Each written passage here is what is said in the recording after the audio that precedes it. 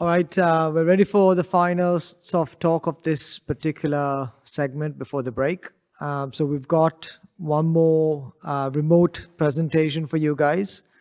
If you guys have just settled down, then we can start that. Hello, my name is Patricia Musomba, and I'm really excited to be here, even virtually. I am a digital security associate at Co-Creation Hub, which is one of the biggest Pan-African innovation hubs here in Africa. I co-wrote this paper with Team Dagori, who leads the technology and society team. As the technology and society team, we explore the opportunities and threats of technology on the African ecosystem and curate programs that address the identified needs. Today, I'm happy to be presenting to you the long arm of the prisoner, social engineering from Kenyan prisons. I will begin by giving you some of the background on the recent uptick in attacks. Then we'll briefly introduce social engineering as a tactic or technique. And then we will deep dive into some of the techniques used by prisoners to defraud Kenyans. And lastly, we'll look at some mitigation strategies. So let's get started. So recent reports show that nearly half of Kenyans using mobile money have been defrauded one way or another. This could be through scams or attacks, specific attacks such as SIM swap. For context, Kenya has about 68 million registered mobile money accounts. So to have nearly 50% having been defrauded, it is honestly quite scary. So recently there has been an increase in the cases of scams that are reported on, with a recent major news report exposing a call center in Kamiti Prison. Because of such reports, here in Kenya we now call scammers Kamiti boys. You would think, physical confinement would deter prisoners from perpetrating more attacks, but just as technology has revolutionized the way we interact, the way we learn, the way we communicate, and even the way we transact, but it has also extended the criminal's playground. So for prisoners, they can acquire some digital freedom through smuggled mobile devices. And through that found digital freedom, they can dupe unsuspecting Kenyans. But how exactly do they do it? So this is where social engineering comes to play. I know most of us here are already familiar with social engineering, but I'll briefly talk about it and then proceed to look at specific contexts that are used by prisoners. So you're not in the security field if you haven't heard of the famous "people are the weakest link in the security chain." Well, this actually becomes true because we tend to lean more towards the benefit of a doubt and trusting other people other than being skeptical. And that is what mostly attackers prey on. Social engineering involves psychological manipulation to trick users into making security mistakes or giving away sensitive information. This information is then used in very malicious ways. For prisoners, however, they're only looking for money. They're looking for a quick payday. So while most social engineering techniques will differ in terms of execution, most of them follow 4 steps. So the first step, an attacker will begin with research to gather information about a target. So this information is then used in the next phase where an attacker initiates contact with the victim to develop a relationship with them. So having extensive details on the target mostly usually encourages trust, which makes it, again, very easy to forge a relationship. So once the victim is hooked, they're then more likely to be emotionally influenced. And so that is when the attacker proceeds to exploit the relationship. In the play phase, the attacker then solicits favors or asks for sensitive information such as mobile money pins. Then lastly, in that last phase, the attacker detaches from the victim, and in most cases, they want to leave little to no proof. So for prisoners, not all techniques are feasible for obvious reasons. For example, physical techniques such as shoulder surfing, dumpster diving, and tailgating are irrelevant. So in this section, we'll look at some of the techniques Kenyans have been duped using, and then into sending very big amounts of money to prisoners. So first, we have phishing. And phishing is a type of social engineering attack that is frequently used to, steal user information, for example, credit card information, mobile money pins, or even login credentials, that is your password. And then mostly the attacker will masquerade as a trusted entity and trick the victim into opening an email or even a text messages.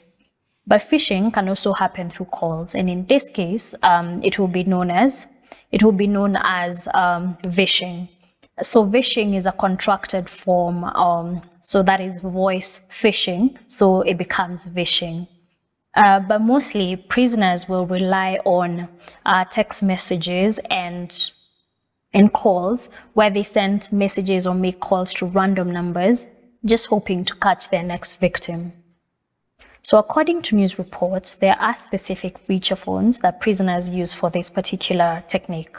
So for example, the itel model 5170, it usually comes enabled with a voice altering feature, which is popularly actually known as the magic voice, which allows an attacker to switch their voice from a man's to a woman's or even to a child.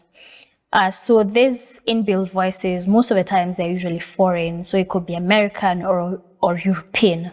And this allows prisoners to run scams based on a foreigner pretext. So we'll talk about pretexting next. So mostly pretexting involves the creation of very fictitious and very, very convincing scenarios, mainly to steal a victim's personal information. So the attack is carried out through phone calls, emails, or messages. And most of the times these stories, they are created in a way to encourage the victim to, believe and trust the attacker. So one of the most common scenarios used is the radio station cash prize pretext. Just to give you a bit of context, Kenya has over 100 radio stations, and all these radio stations are competing for the same audience. And so a lot of times they will use competitions and they will use draws and games to attract and maintain their audience. And of course, prisoners also know this, and so they can also use that particular competition to their advantage. So they will contact a victim and inform them that they have won a prize with a local radio station. But then here comes the catch. They will need the victim to send money to redeem the cash prize or even to facilitate the transfer of that particular prize that the victim won. And a lot of times this pretext targets rural inhabitants whose knowledge of digital safety may be a bit lacking. So in one news report by Citizen TV, there's a prisoner who actually admitted to running this particular pretext on house girls and gatemen. Again, prying on, I don't want to say ignorance, but the lack of knowledge. So maybe they've not been trained on, they're not aware of these scams, and so they're more likely to fall prey to this particular pretext. So another pretext that really works is the promise of greener pastures. So victims will most likely be promised employment or even travel opportunities, and then they will be asked to provide documents to organize the logistics for this particular case. And in this case, this is usually a very long con kind of pretext where it has to be, a series of communications. And in those communications, the attacker then, here the prisoner, will even send flight details, they'll send employment letters, they will even send entry letters or invite letters into the country the victim had selected. And then finally, the prisoner will actually ask, they will ask the victim to send, to pay a certain amount in taxes that are required by the destination country. There's actually one news report where there's a source who claimed to have used this particular pretext on Somalis who wish to come to Kenya. So we all know that Somalia has been experiencing some political instability. And of course, attackers or prisoners can prey on this, on the victim's desire to escape to more stable environments. So another pretext that is known to hook victims is the stranded foreigner scenario. So I analyzed some comments on Facebook shared by a lot of women actually about scams that they have experienced before. And this was one of the most mentioned type of scam. And it mainly targets women because the attacker then tries to create, a romantic relationship. So in this case, the attacker will fake an accent or even use the magic voice feature that we talked about. And to do that, they will then create a foreign identity. They will then attempt to create a romantic relationship over time while pretending, to be an expatriate who is being posted to a different side of town. And once the target is hooked, the attacker will most likely arrange for a meeting in the target's choice of in the target's town, and they will even share hotel details of where they will be staying. However, in the course of this fictitious journey, they will pretend to be stranded, for example, at a filling station, and they will claim to have no Kenyan currency to actually pay for the services at the filling station. And then sometimes even the victim will have a conversation with the attendant at the filling station. And of course, they will request the victim to save the day. And most victims will send money, It's a long con. They've been in communication with this person. So they trust them. They know they're coming. They've probably even shared photos of gifts they're bringing them. And, they're excited to finally meet this person.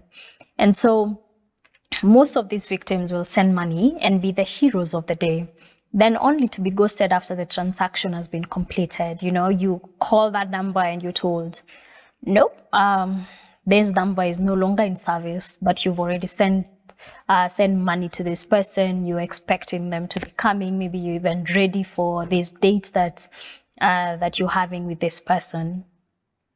So the screenshot you actually see on your screen is an actual message I received on my phone, and there are actually a dozen others like it. It's just that I could only have one screenshot on the slides.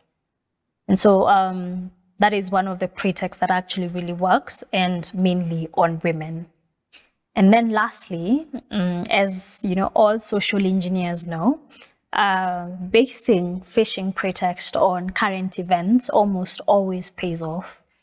And, prisoners know this as well. So we're hoping maybe someday they will transition to white hats and be the good guys, because to be honest, they do have some good skills and no one has taught them this. So with some learning, they could be the good guys. So based on what's happening in the country, Kamiti boys will try to emulate that in their fake scenarios.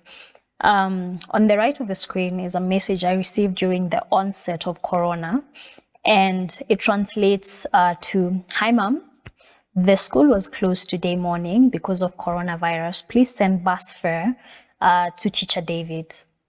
God forbid you're a parent and you actually know a teacher David at your daughter's or your son's school. You actually may well be convinced of this particular scam, especially based on the anxiety of that corona pandemic period." So the last technique actually that we'll talk about is quid pro quo, the good old, scratch my back, I scratch yours. And in this case, the attacker asks the victim to divulge information or to perform an action, and they will be rewarded with something. So for prisoners, this mainly happens with mobile money platforms. For example, the attacker sends a fabricated mobile message claiming to have sent money to the wrong recipient, and requests the victim to send the money back and receive a small cut from the amount. So they will send a fake, let's say, M-Pesa message in this case. So another example is when they promise to arrange employment for the victim, but then they will ask for some form of payment once the victim receives the offer letter.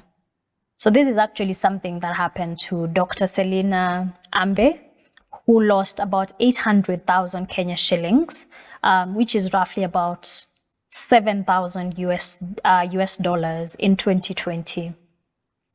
So a prisoner by the name of, Patrick Shikure Amere, who is actually serving a life sentence at Kamiti Maximum Prison, promised Dr. Ambe a position as the State House Human Resources Manager. And this was done through a series of communications and phone calls and Facebook messages. And Dr. Ambe even received an executive order number 1 from the president confirming her appointment as the Human Resources Manager at State House. It was obviously forged, but, very, very well executed that she actually believed it. And then she proceeded to send the 800,000 as a way of, you facilitated this for me. So here is here's my thank you, or, here's your cut for organizing this job for me. That case was actually tried in 2020, earlier this year. It was tried in court. And I do remember that the judge mentioned that he did not seem remorseful, really, because, again, he's already in prison serving a sentence. And so some of these things that we've talked about here have been criminalized by the Computer Misuse and Cybercrimes Act of 2018 here in Kenya. But then you see already prisoners already in prison, so they've already been incarcerated.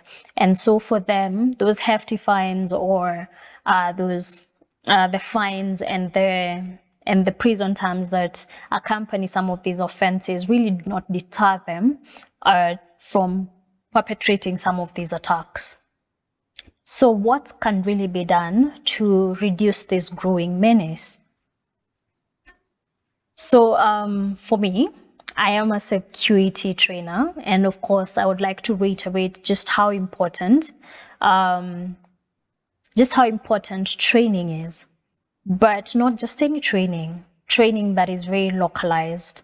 Because as we've seen in this particular presentation, we've seen that some of these scams usually target people in rural areas where security awareness training is actually very dismal. And a lot of security awareness training here in Kenya is done by corporates who are mainly in financial services. So banking institutions will do a lot of security awareness, and then we'll also have some telecommunication companies. For example, we have Safaricom, who also do a lot of awareness through their platforms. But a lot of this training is usually done in English and in Swahili, which may not be very relatable to a lot of people. In Kenya, especially those in rural areas. And so English and Swahili may not be as relatable as, vernacular languages in rural areas. And so content in different vernacular languages can be actually very effective and enhance knowledge retention. And these training campaigns can actually be run through the same radio stations that, that have all these cash prizes and that have a lot of listeners on a daily basis. And through the radio stations and even through bulk text messages, we could reach a lot of Kenyans, including those who are using feature phones. And then next we have, we need improved infrastructure, of course, to prepare and to detect and to respond to the ever-changing digital security threats. And so some of the things that the government has done, recently, the government of Kenya actually launched the National Forensic Lab. And during the launch, the president actually reiterated just how improved infrastructure would go a long way in curbing the new wave of digital attacks. And he was actually specifically referring to SIM swapping and the famous Kamiti boys, sent to this number. And all these are scams that we've discussed in this particular presentation. And then lastly, of course, let's cut them off at the source. We do need improved security in prisons. This is to make sure that we have less and less ways of smuggling in technology, that at least by depriving them of devices and mobile devices that they can use to communicate to the outside world, then it greatly reduces the number of scams that are emanating from prisons. And so since the news reports, the Kenya Prison Service has actually announced that more security measures such as CCTVs and metal detectors are actually being implemented in Kenyan prisons.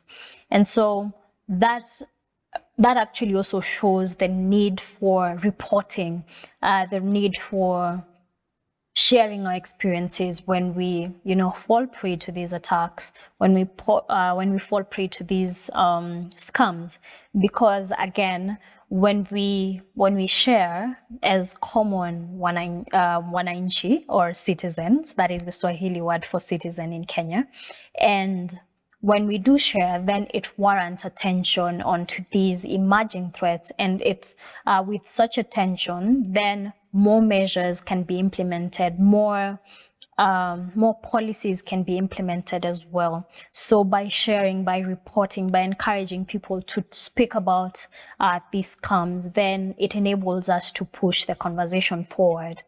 And us as security professionals can actually be very key to this particular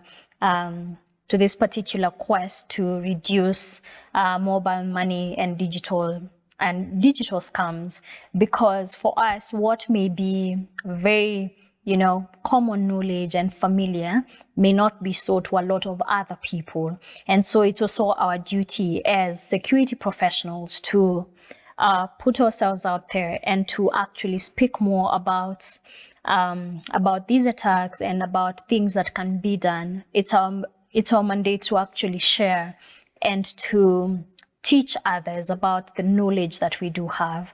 And while doing that, we should remember to break it down to nuggets that non-technical audiences can actually process. And so with that, I have come to the end of my presentation. Thank you so much for listening in. I will now take any questions.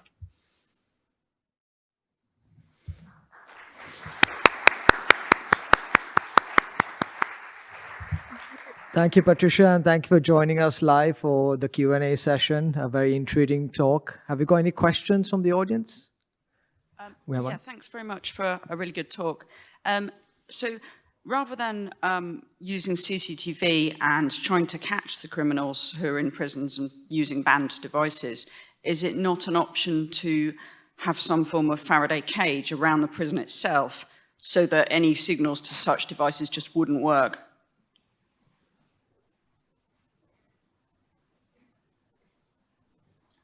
Thank you so much for that question, and thank you also for listening in. I'm joining you from Lusaka here in Zambia. I'm attending another conference on internet freedom in Africa, and to answer your question, for us, there's also that bit of funding in terms of having such technologies in our prisons to have to disrupt signals and all that, because there's also that question of how do we make sure that the disruption of signals around prisons doesn't also affect those working in prisons to ensure that the prisons are running well. But it is something I think that is being explored by the prisons department, because when these reports came out, there was a lot of push from the general public as well as from media to improve security, and that might be CCTVs for us. That might be the next step, and also having metal detectors and better improved search and security around visitation, so that we can reduce the number of smuggled in devices.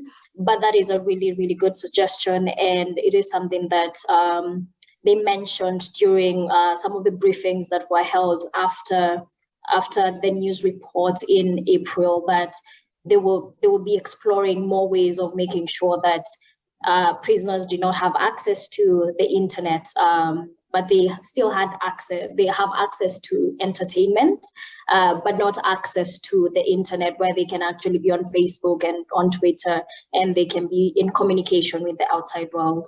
So yes, thank you so much for that suggestion as well. Any more questions? One over here.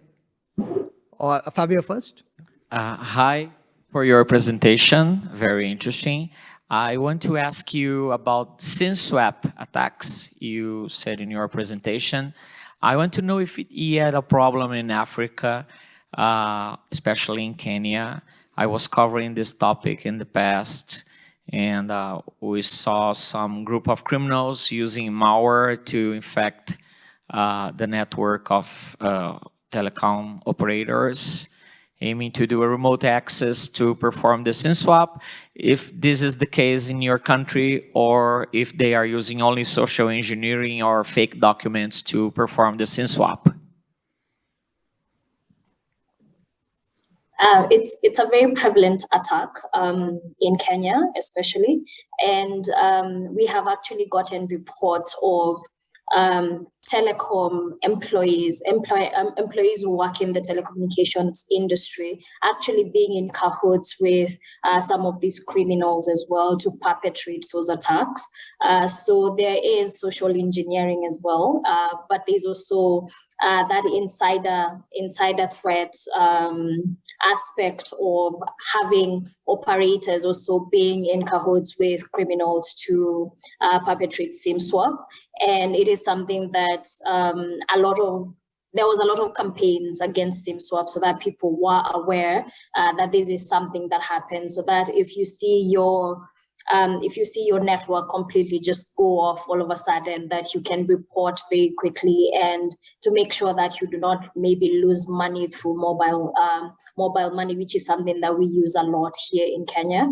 So yes, it is something that happens a lot, but there has been a significant decrease, especially after all those campaigns that were done, especially I think in 2017 from around 2017, there was a lot of those cases being reported, but there have been various interventions, as well as interventions both on the public side and even from the private sector in the telecommunications industry. I think we've got time for one more question. So, Susanna. Thank you. Thank you for the presentation. I have one question. You mentioned the case where the attacker was serving a life sentence in prison. So I'm wondering what's the motivation to earn money this way, or if you have any stories about how they can then access and use the funds if they're in prison for the remainder of their lives. Thank you for that question. The prisoner in question actually shared that he would send the money back home because they're prisoners doesn't mean they don't have families, and they still want to support them. And so a lot of this money is usually sent to families back home in a way of supporting them. And in this particular case, he was sentenced to 3 years in prison, but then that really doesn't make any sense because he's already serving a 3-year prison sentence. But the ruling itself was to deter those who are not in prison, but are also still perpetrating these attacks, to know that our law provides that provisions, offenses and fines for these crimes, and that you will get sentenced to a prison sentence, you will actually serve a prison sentence. So just because he was incarcerated, that alarming for us, just to make sure that criminals do know that should you be caught, you'll actually face the law, as the Computer Misuse and Cybercrimes Act was enacted in 2018, and we have seen a lot of push towards the implementation of that act, which includes training the judicial system as well on some of these offences, so that it's well understood what cybercrime is and the different types of offences that have been included in this particular act. We're kind of out of but time. Yes, it was a landmark ruling for us. We're kind of out of time. So thank you very much. Please join me in thanking Patricia. Great talk. Thank you so much. Have a nice day.